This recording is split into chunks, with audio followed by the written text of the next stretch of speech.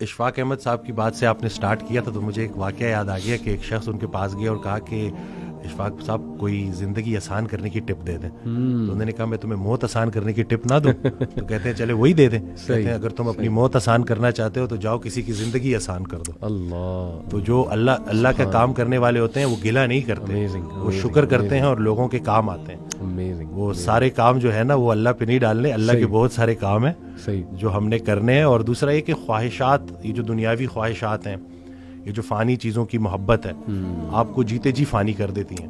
اور یہ جتنا کچھ بھی ہے نا, وہ ایک شعر ہے کہ تیرے سوا کروں پسند کیا تیری کائنات میں, دونوں جہاں کی نعمتیں قیمت بندگی نہیں.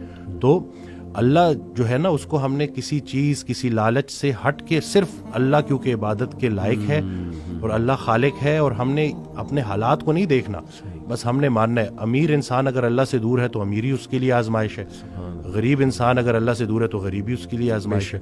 بلکہ وہ ایک آڈیو میں ارشاد فرماتے ہیں کہ جو غریب ہے نا وہ بھی غنی ہو سکتا ہے. وہ غریب غنی ہے جس کی امیر کے مال پہ نظر نہیں ہے. تو اب وہ دیکھیں نا کہ کتنا آسان ہے ہمارے لیے نا, لیکن یہی ہے کہ اس کو پریکٹس کرنا. اور پھر یہی ہے کہ جو کامیابی کا ہم نے جو ایک معیار رکھ دیا ہے وہ صرف یہی ہے کہ بینک بیلنس اور یہی سب کچھ.